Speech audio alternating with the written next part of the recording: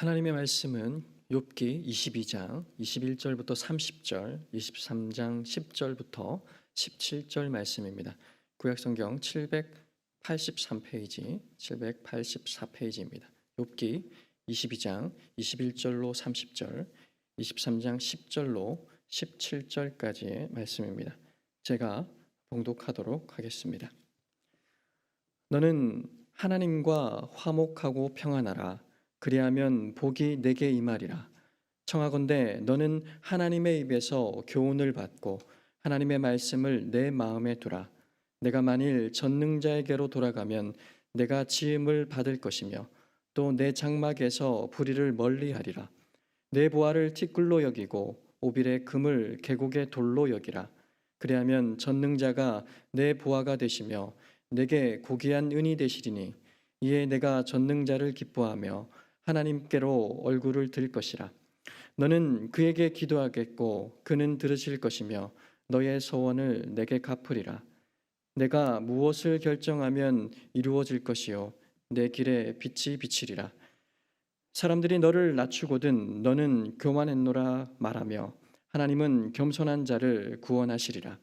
죄 없는 자가 아니라도 건지시리니 내 손이 깨끗함으로 말미암아 건지심을 받으리라. 그러나 내가 가는 길을 그가 아시나니 그가 나를 단련하신 후에는 내가 순금같이 되어 나오리라. 내 발이 그의 걸음을 바로 따랐으며 내가 그의 길을 지켜 치우치지 아니하였고 내가 그의 입술의 명령을 어기지 아니하고 정한 음식보다 그의 입의 말씀을 귀히 여겼도다. 그는 뜻이 일정하시니 누가 능히 돌이키랴. 그의 마음에 하고자 하시는 것이면 그것을 행하시나니 그런즉 내게 작정하신 것을 이루실 것이라. 이런 일이 그에게 많이 있느니라. 그러므로 내가 그 앞에서 떨며 지각을 얻어 그를 두려워하리라. 하나님이 나의 마음을 약하게 하시며 전능자가 나를 두렵게 하셨나니 이는 내가 두려워하는 것이 어둠 때문이나 흑암이 내 얼굴을 가렸기 때문이 아니로다. 아멘. 하나님을 바르게 아는 복이라는 제목을 가지고 목사님 말씀 전해 주시겠습니다.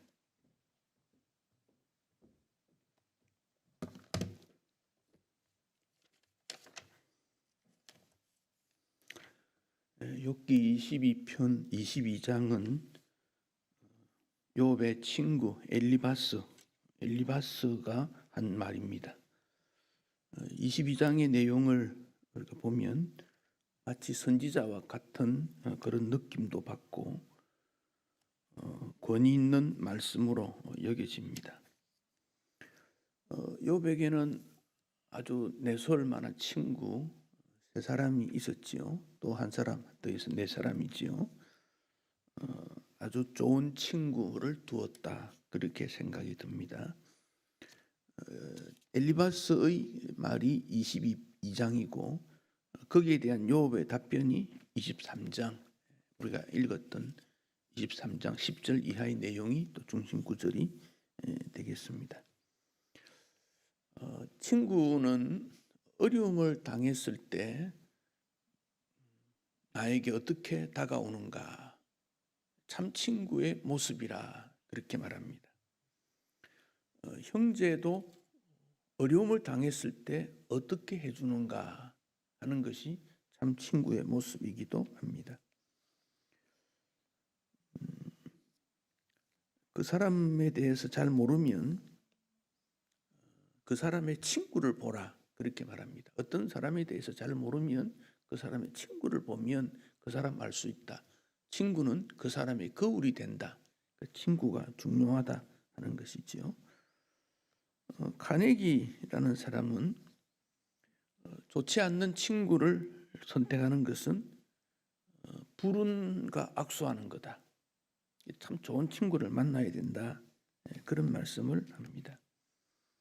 엘리바스는 욥에게 욥이 그렇게 어려움을 당하고 욥이 힘들어하는 이유는 하나님을 네가 섬긴다고 했지만 바르게 알지 못하는 것이 아니냐. 하나님을 바르게 아는 것이 중요하다. 그 내용이 욥기 22장의 내용입니다. 하나님을 바로 아는 것. 그러면 내가 바르게 된다는 겁니다. 세상살이의 인간 모든 문제를 바르게 한다고 말하지만 인간이 바르게 하는 것은 뭔가 맞지 않는 거예요. 요즘 흔히 사용하는 말이 기울어진 운동장, 그런 말 하지요. 기울어진 운동장. 이미 운동장 평평하지 않고 이 기울어져 있으면 거기에 뭘 세워도 비스듬할 수밖에 없다는 거예요. 그래서 운동장이 평평해야 거기에 바른 건물을 세울 수 있지요. 우리가 하나님을 바르게 알아야 하나님을 바르게 하는 위의 삶이 바르게 된다. 그 점을 우리가 기억해야 되겠습니다. 자, 21절, 22장 21절에 다시 보겠습니다. 자, 21절을 우리 같이 한번 읽어보겠습니다. 너는 하나님과 화목하고 편안하라. 그리하면 복이 내게 임하리라. 자, 하나님을 바르게 알아라 그랬습니다. 하나님은 어디에든지 존재하신다. 우주도 경영하시고 세계 역사도 주관하신다. 그러면 그 하나님이 나와 어떤 관계에 있는가 하는 것입니다. 창조주, 우주의 섭리자, 그 하나님이 나와 어떤 관계에 있는가. 성경은 하나님은 나의 모든 것을 아시고 인도해 주시는 분이다. 이렇게 강조합니다. 누가 21장 18절 머리털 하나도 상하게 하지 않는다 그랬습니다. 마태 10장 29절 참새 2마리가 한 알사리온에 팔리는 것이 아니냐. 그러나 너희 아버지께서 허락지 아니하시면 그 하나라도 땅에 떨어지지 아니하리라. 참새가 팔리는 것까지도 주님은 알고 계신다 그랬습니다. 열왕기상 1장 52절 솔로몬이 말입니다. 저가 만일 선한 사람일진데 그 머리털 하나라도 땅에 떨어지지 아니하려니와 그에게 악한 것이 보이면 죽으리라. 하나님은 선한 분인데 선한 하나님 앞에서 우리가 살아야 된다. 하나님은 세밀하게 모든 것을 다 알고 계신다 하는 점이고, 특히 사람을 귀하게 여기시는 하나님, 즉 우리를 귀히 여기시는 분입니다. 코로나가 왜 왔을까? 아무리 과학적으로 분석해도 원인을 찾지 못합니다. 그러나 하나님께서 코로나를 통해서 우리에게 무언가 하시는 말씀이 있을 것 같아요. 뭔가 있다는 거지요. 우리는 그 점을 찾을 필요가 있습니다. 참새 한 마리의 존재도 귀히 여기신다면 우리를 하나님이 어떻게 여기실까? 하나님은 사랑이시다 하는 점을 알게 됩니다. 요한일서 4장 7절에 사랑하는 자들아 우리가 서로 사랑하자 그러면서 사랑하는 자마다 하나님께로 나서 하나님을 알고 사랑하지 아니하는 자는 하나님을 알지 못한다. 그러니까 하나님을 알려고 하는 것은 사랑이 뭔지 아는 거다. 사랑이 뭔지 아는 거다. 왜? 하나님은 사랑이시기 때문에. 사랑이 하나님이다. 그렇게 하면 안 됩니다. 사랑이라고 하는 아주 중요한 그 무엇, 이것이 하나님과 같은 존재가 아니냐. 그건 이제 철학적인 어떤 하나님의 존재를 인정하지 않는 겁니다. 근데 하나님이 사랑이시다. 그럼 하나님이 어떤 분이냐 물을 때 그분은 사랑의 하나님이시다. 그렇게 우리가 이해해야 돼요. 하나님은 사랑이시다. 그 말은 우리가 하나님의 사랑의 대상자이고 하나님을 믿는 우리는 사랑의 실천자가 되어야 한다는 겁니다. 요한일서 4장 16절에 사랑 안에서 거하는 자는 하나님 안에 거하고 하나님도 그 안에 거하느니라. 하나님은 사랑이시기 때문에 그 사랑을 본받고 실천하고 살아가는 자는 하나님 안에 사는 거다. 사랑이다 그랬습니다. 은혜와 진리. 요한이 예수님에 관한 표현이지요. 말씀이 육신이 되어 우리 가운데 거하셨는데 은혜와 진리가 충만했다. 그 은혜와 진리 할 때 은혜, 이것은 또 다른 표현으로 사랑입니다. 사랑. 그 사랑이 먼저 나오고 사랑하기 때문에 그다음에 의롭고 진리롭고 정의롭고 옳은 것을 추구하는 겁니다. 그래서 이 두 가지, 사랑과 이 의, 이 두 가지에 대해서 우리가 신경을 써야 되는데, 옳다, 진리, 거룩, 정의, 옳은 것만 주장하면 자꾸 이렇게 법의 잣대를 들이댑니다. 법의 잣대를. 우리나라가 모든 백성들이 공평해야 되고 다 옳아야 됩니다. 그 옳은 말입니다. 그런데 그 법을 들이댈 때 법 정신 속에는 사랑이라는 것을 기초로 한 진리, 사랑을 기초로 한 의로움, 사랑을 기초로 하는 정의로움, 이것이 될 때 모든 사람에게 유익되는데, 사랑 빼버리고 진리라는 것을, 옳은 것만, 정의만 들이대면 그것은 기준이 없어집니다. 그래서 법 정신, 십계명 정신이 뭡니까? 왜 부모를 공경해야 되고 살인하지 말고 도적질 하지 말고 그렇게 한 이유가 뭡니까? 그 사랑하기 때문에. 사랑하기 때문에.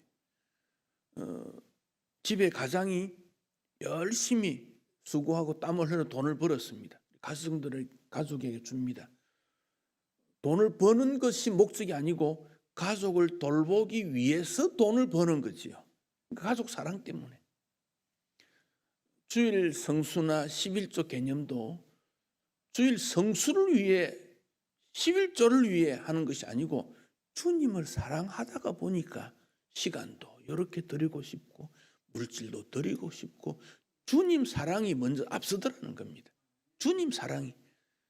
예수님께서 십자가의 방법 아니고도 구원의 길을 있을 수 있다고 생각합니다. 그러나 가장 사랑하는 방법이 뭐냐? 십자가라는 것입니다. 그래서 하나님은 사랑이시다. 그래서 하나님의 사랑을 강조합니다. 마틴 루터가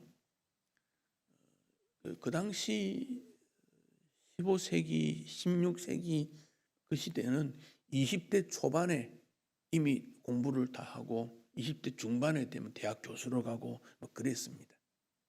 마틴 루터가 27살 되던 해 때 아우구스티누스 수도회에 있는 수도사들과 함께 교황을 만나러 갔습니다. 참 중세 그 건물들을 보면 정말 멋지고 아름답습니다. 바티칸에 있는 베드로 성당을 그들은 거룩한 성이다. 성경에 있는 새 예루살렘과 같다. 거룩한 성당이다. 뭐 이렇게도 말했습니다. 가니까 얼마나 멋있는지 모릅니다. 입구에 들었으니까 그 건물이 풍겨주는 그 모습 보니까 이 거룩한 이곳에 하나님이 함께 하시고 진리가 선포되고 세상을 다스리는 이런 하나님의 집이 깜짝 놀라는 거죠. 정말 고맙다. 그런데 그 안에 들어가 보니까 교황이 자리가 앉아 있는데 이 교황 자리가 이게 뭐 아주 높고 아무도 접근할 수 없는 그런데 교황 자리가 있는 겁니다. 그리고 교황이 밖에 이렇게 순시를 나가면 로마 시내로 이렇게 나가면 앞뒤에 막 사람들이 이 질서를 위해서 또 경비를 하고 공작털로 만든 큰 부채로 이렇게 받들고 이걸 보니까 야, 이건 하나님의 사랑인지 복음을 가지고 그 교황을 하는 건지 알지 못하는 겁니다. 왜 이렇게 이런 일이 일어날까? 사랑의 중심지이어야 되는데 그렇지 못하구나.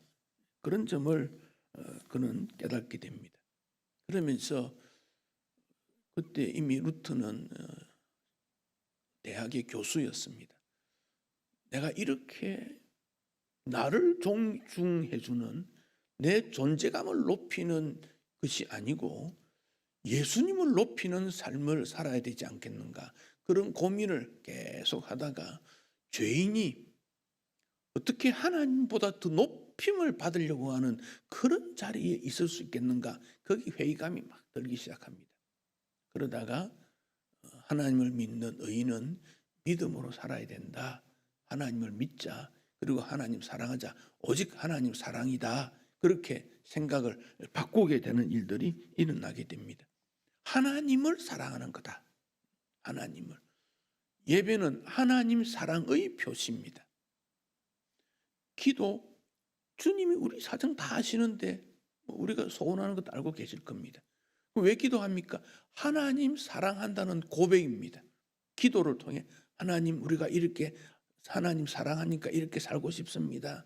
힘을 주십시오. 이 땅에 하나님의 복음 위에 살고 싶기를 원합니다. 하나님 사랑합니다. 그런 표현입니다. 하나님의 사랑을 느끼지 못하면 기도할 수도 없고 기쁨을 가질 수도 없고 감사할 수도 없습니다. 그러나 하나님의 사랑을 알게 되면 저절로 감사가 되고 늘 기뻐지고 어떤 어려움이 있어도 별로 흔들리지 않고 당당해지고, 이 길이, 이 세상은 그렇지만 하나님이 나를 사랑하시지. 하나님의 사랑이라는 겁니다. 하나님의 사랑. 엘리바스가 요업에게 하나님과 화목하고 편안하라, 이 말은 하나님의 사랑 안에서 화목하고 편안해라. 하나님 안에서 너가 하나님을 정말 사랑하는가를 묻고 있는 겁니다. 그 하나님은 공평한 하나님이십니다. 세상에는 불공평한 것이 너무 많습니다. 차별이 있고 구별이 있고 나누어지는 것이 있고 동일하지 않습니다. 키가 큰 사람도 있느냐 하면 작은 사람도 있고, 얼굴이 잘생긴 사람이 있느냐 하면 못생긴 사람도 있고, 부자가 있느냐 하면 가난한 사람도 있고, 이 땅은 불공평한 것 같아요. 교회도 화려하고 큰 교회가 있느냐 하면 아주 작은 이런 경우 있습니다. 그런데 우리 하나님은 공평하시다. 선한 사람이라 악한 사람에게 햇빛과 비를 주시고 우리 모두에게 구원의 은혜를 베풀어 주시고, 그 하나님의 은혜와 사랑을 늘 생각합니다. 하나님이 어떤 분인가? 우리 하나님은 사랑이시고 모든 분에게 공평한 분이다. 그러므로 그 하나님과 화목하고 편안하면 복이 내게 임한다. 21절 그랬습니다. 그다음 22절에 보면 청하건대, 이제 엘리바스가 요업에게 말합니다. 청하건대 너는 하나님의 입에서 교훈을 받고 하나님의 말씀을 네 마음에 두라. 하나님 사랑하고 공평하고 그 하나님과 화목과 편안을 누리면 하나님을 더 알아가지는데 그 방법이 하나님의 말씀이다. 그렇게 말합니다. 하나님의 입에서 하나님 말씀으로 교훈, 가르침을 받고 말씀을 늘 마음에 두어야 한다. 왜 그렇습니까? 하나님의 말씀은 교훈과 책망과 바르게 함과 의로 교육하기에 유익한 말씀이기 때문에 그렇습니다. 인생은 책망을 받아야 될 때가 있고 진리의 교육을 받아야 될 때가 있고 바르게 살아가야 될 때가 있는데, 그 기준이 바로 하나님의 말씀이다. 그렇게 말합니다. 그래서 우리가 성경을 읽는 이유는 하나님 말씀의 의미를, 하나님을 알기 위해서. 박사학위를 받았던 분들 책상에 가보면 성경이 다 있습니다. 특히 인문학은 다 그렇습니다. 성경을 왜 둡니까? 성경을 연구하려고 합니다. 그런데 성경에 기록된 하나님의 말씀을 믿기 위해서 성경 읽는 것이 아니고, 성경이 최고의 책이니까 그 어떤 학문보다 뛰어나고 어떤 책보다 역사가 오래되고 포괄적이고 긴 역사를 통해 기록이 되었고 많은 사람들이 참여가 되었고 그 한마디 한마디가 진리니까 성경을 연구하기 위해서 성경을 읽습니다. 우리는 성경 읽을 때 물론 성경 연구도 필요하지만 1번은 믿기 위해서, 하나님 알기 위해서, 우리의 믿음을 위해서. 그래서 성경을 읽어야 됩니다. 성경을 읽지 않고 성경에 대해서 논의하는 것은 맞지 않습니다. 그래서 성경이 우리의 양식이다 그랬습니다. 양식이다. 겨울 같으면 굳은 몸을 부드럽게 해주는 불과 같다. 따뜻한 불과 같다. 말씀의 비유가 여러 가지로 나타나게 됩니다. 시편 119편 9절에 청년이 무엇으로 그 행실을 깨끗게 하리까? 주의 말씀을 따라 삼갈 것입니다. 청년이 행실을 깨끗히 하는, 청년이 행실을 깨끗하게 어렵다는 겁니다. 정욕에 이끌려 살기가 쉬운 거지요. 청년만 그런 게 아닙니다. 소년도 그렇고 장년도 그렇고 모든 사람이 그렇습니다. 그런데 주의 말씀을 따라 조심하게 살면 행실이 깨끗해진다 하는 점을 말씀합니다. 말씀에 대한 교훈이 23절에 보면 22장 23절에서 네가 만일 전능자에게로 돌아가면, 즉 전능자에게로, 하나님이지요. 하나님의 말씀을 중심으로 해서 하나님 말씀을 따라 하나님 앞으로 돌아가면 네가 지음 받을 것이다 그랬습니다. 또 네 장막에서 불의를 멀리 하면, 여기 보면 다른 개역 성경에서는 네 장막에서 불의를 멀리하면 흥하리라 그렇게 번역이 되어 있습니다. 하나님으로 중심에서 하나님으로 돌아가고 불의를 멀리하면 하나님께서 은혜를 베풀어 주신다. 구약의 역사가 그렇습니다. 하나님을 멀리 떠나면 하나님으로부터 진노를 받았습니다. 멀리 떠났다는 말은 세상과 인생을 중심에 살았다는 것입니다. 그러다가 그들이 회개해서 하나님 앞으로 돌아오면, 전능자에게 돌아오면 전쟁도 그치고 살아가는 모든 문제가 형통하게 되는 것, 이스라엘의 역사에 잘 나타나고 있습니다. 내 장막에서 불의를 멀리하라. 불의한 일, 무엇이 불입니까? 의롭지 않는 것이지요. 사람과 사람 관계에 있어서도 옳지 않는 일, 다 불의한 일입니다. 그걸 멀리하면 망하게 된 경우에도 다시 흥하게 된다 그랬습니다. 어떤 집사님이 옛날 우리 추울 때는 연탄을 뗐지 않습니까?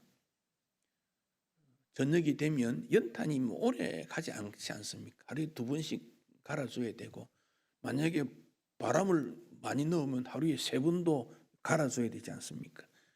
그러니까 저녁 되면 밤 10시쯤 되면 연탄불을 갈아야 새벽까지 갑니다.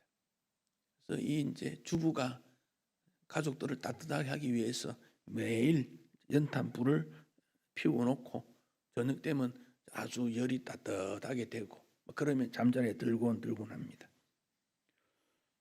그런데 어느 날 연탄불을 딱 이렇게 그날도 해놓고 밤에 자는데 방이 싸늘해 식어졌습니다. 왜 그럴까? 그래서 밖에 나가 보니까 연탄이 재만 있는 거예요. 이상하다, 이렇게 빨리 탈 수가 있을까?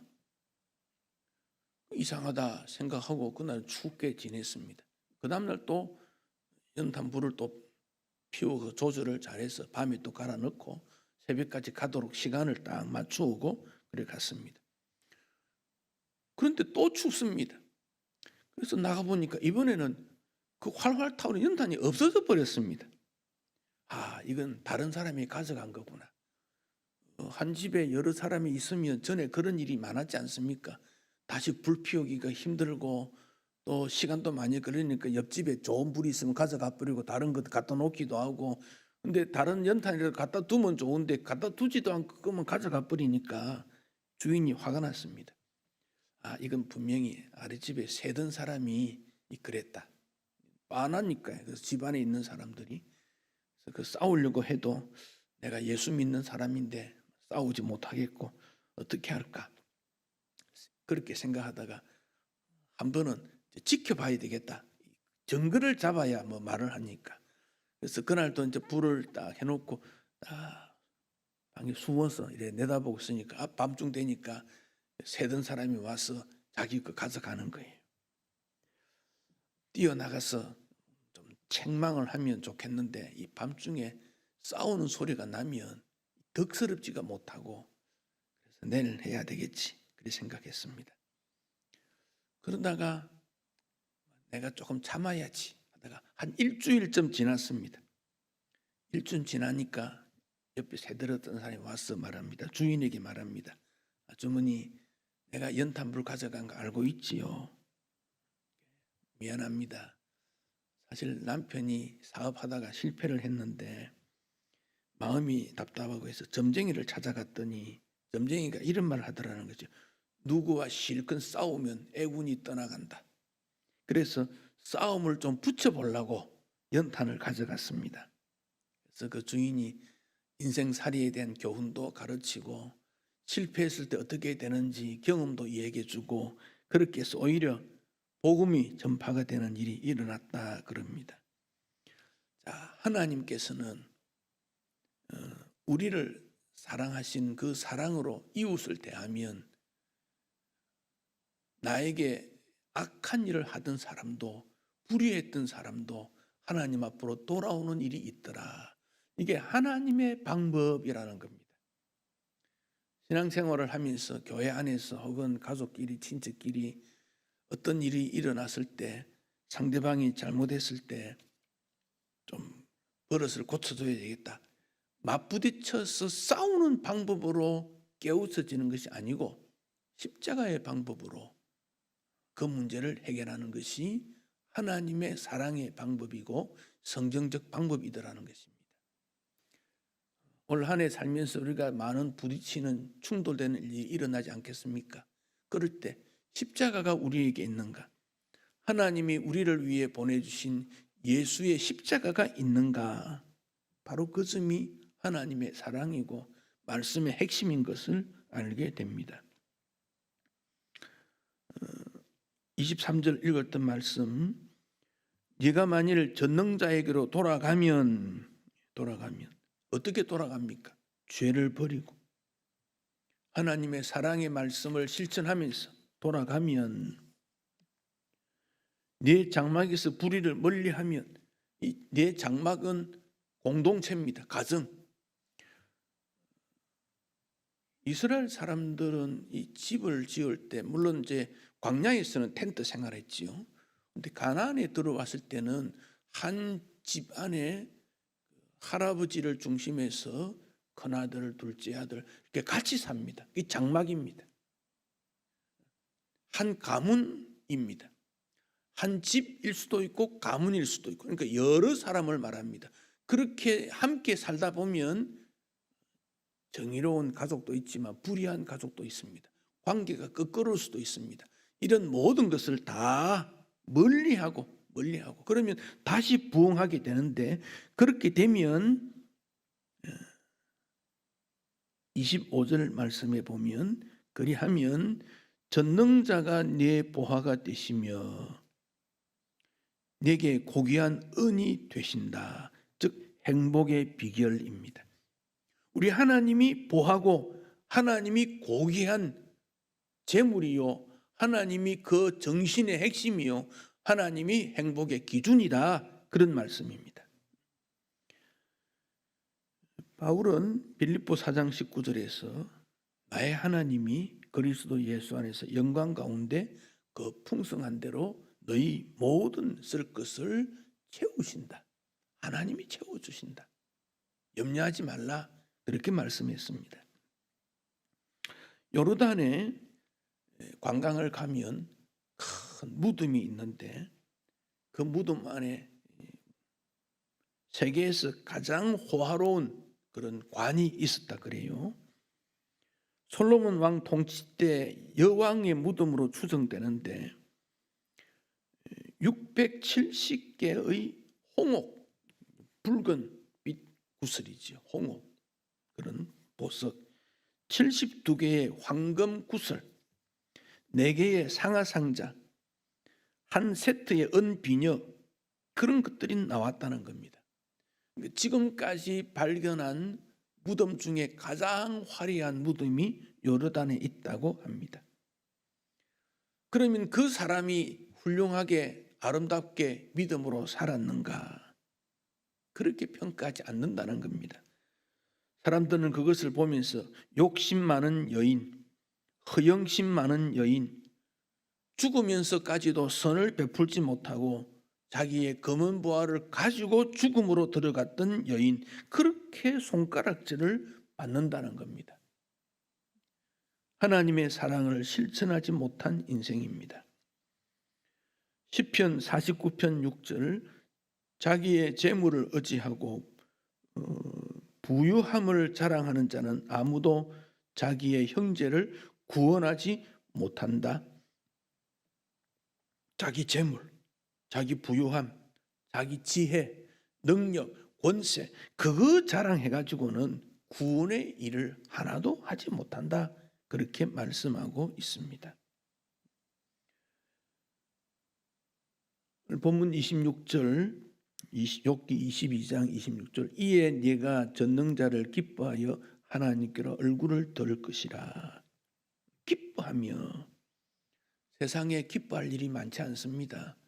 오히려 고통스럽고 실망스러운 일이 많은데, 전능자를, 하나님을 기쁨으로 바라보고 하나님 앞에 나오는 것이 기쁘고 예배하는 것이 기쁘고 하나님을 믿는다는 것이 기쁘면 하나님께로 향하게 된다. 발걸음이 하나님을 향하게 하고 하나님이 우리를 이끌어 주신다. 그렇게 말씀하고 있습니다. 프란시스코는 이렇게 말을 합니다. 이치에 닿지 않는 비방이나 어떤 사건에 대해서 참고 견디는 것이 완전한 사랑이다. 이치에 닿지 않는 비난 때문에 겪어야 될 육체적 고통을 참고 견딤으로 기뻐할 수 있다. 비방이나 고통의 원인에 대해서 대적하지 않는 것이 기쁨이다. 참된 신앙과 사랑 속에서 기쁨이 발생할 수 있다. 그러니까 참 기쁨은 하나님을 바르게 아는 것이고 하나님의 기도에 응답받는 것이고 세상 사람들을 대적하거나 세상 사람에 일어나는 일 그것을 통해서는 기쁨을 얻을 수 없다. 그렇게 말합니다. 욥기 22장 27절, 너는 그에게 기도하겠고 그는 들으실 것이며 너의 서원을 네가 갚으리라. 기도 응답이 일어나게 된다는 겁니다. 기도하고 하나님이 들으시고 우리의 서원, 나의 기도의 제목을 하나님께서 갚아주신다. 그렇게 말씀했습니다. 일본의 어떤 목사님이 청년 때 미국에 가서 공부를 하고 목사가 되어서 일본으로 다시 돌아왔습니다. 결혼을 해야 교회를 섬기겠다 생각하는데 가진 것이 아무것도 없었습니다. 그래서 하나님 앞에 기도를 했습니다. 하나님, 내 일생을 통해서 볼 때 지금 돈이 좀 있어야 결혼을 하겠는데 또 교제하던 사귀던 그런 여인도 있고 그래서 좀 돈이 필요합니다. 그래서 기도를 했더니 하나님께서 돈을 주시겠다. 응답이 왔어요. 그 당시 돈 20환이라 그래요. 요즘 같으면 한 2천만 원쯤 될 거예요. 그런데 결혼식이 다 돼 왔는데도 누군가가 나를 도와줬으면 아무도 없더라는 거예요. 하나님은 분명히 응답해 주셨는데 왜 응답이 없지? 결혼식 전날에 어떤 선교사님부터 결혼 축의금으로 2환 우리나라 같으면 한 200만 원 그렇게 왔다는 거예요. 이상하다. 이건 약속이 다른데 기도 응답하고 다른데 결혼하고 그 다음 날 20환 2천만 원이 어떤 목사님으로부터 주어졌대요. 그래서 왜 그럴까 생각해 보니까 결혼식은 조촐하게 해도 결혼한 다음 가정을 이루는데 더 돈이 많이 드는 거다. 그 점을 깨닫게 됐다는 거예요. 그래서 그 한 2천만 원을 보내준 그 선교사님을 그 후에 만났더니 이분이 자기 인생을 위해 기도하고 있는 그때 그분도 서재에서 기도하고 있었다 그래요. 하나님께서는 참 신비로운 분입니다. 하나님이 우리의 기도를 들으시고 우리가 소원하는 것 약속을 응답해 주신다. 누가? 하나님을 알고 살아가는 자에게. 그러니까 우리의 삶이 그래서 세상 때문에 기뻐하고 감사하는 것이 아니라 하나님을 알므로 기쁨이 나타나고 하나님을 향하여 감사가 일어나게 될 때 신앙생활의 즐거움을 더해 주는 것을 보게 됩니다. 28절, 22장 28절, 얘가 무엇을 결정하면 이루어질 것이요 내 길에 빛이 비치리라. 기도하고 무엇을 결정하면 하나님께서 응답해 주시고 그것이 영광스럽기 때문에 그 일을 통해서 빛이 비치게 된다 그랬습니다. 또 하나님을 아는 그는 29절에 보면 참 겸손한 마음을 가집니다. 29절, 사람들이 너를 낮추거든 너는 교만했다고 말해라. 너 왜 그렇게 했어? 그러면 내가 교만했구나, 미안합니다, 그렇게 말해라. 왜? 하나님은 겸손한 자를 구원하신다. 하나님을 아는 사람의 태도를 정확하게 우리에게 보여줍니다. 십자가는 뻣뻣하게 서서 질 수 없다는 겁니다. 무릎을 꿇고 허리를 숙여야 십자가를 지고 일어설 수 있습니다. 겸손해야 십자가를 질 수 있다는 것을 알게 됩니다. 주님은 우리에게 수고한 것들을 다 가져오라고 말씀하십니다. 23장 10절, 그러나 말은 욥이 하나님을 아무리 찾아봐도 만나지 못했다. 어디 계시는지 모르겠다. 하나님은 일하신다고 하는데 내가 만나볼 수가 없고 배울 수 없으니까 기도가 안 되는구나. 그런 말이 그러나라는 말에 포함됩니다. 그러나 내가 가는 길을 내 눈에 하나님이 보이지 않아도 어디 계신지 몰라도 그는 아신다. 내가 가는 길을 하나님은 아신다. 그 하나님이 나를 단련하신 후에 내가 순금같이 되리라. 참 욥의 신앙의 핵심적인 것을 말씀하고 있습니다. 13절, 그는 뜻이 일정하시니 하나님의 뜻은 흔들리지 않습니다. 성경에 있는 모든 것들을 그대로 등장되는 것입니다. 그래서 그 하나님을 아는 것이 행복이다, 하나님을 아는 것이 축복이다 하는 점을 감사함께 여깁니다. 바울이 고린도 교회에 보낸 편지 고린도전서 10장 33절, 나와 같이 모든 일에 모든 사람을 기쁘게 하여 나의 유익을 구하지 말고 많은 사람의 유익을 구해서 그들로 하여금 구원을 얻게 해라. 하나님 사랑한다는 게 뭡니까? 내 이웃도 기쁘게 해주는 겁니다.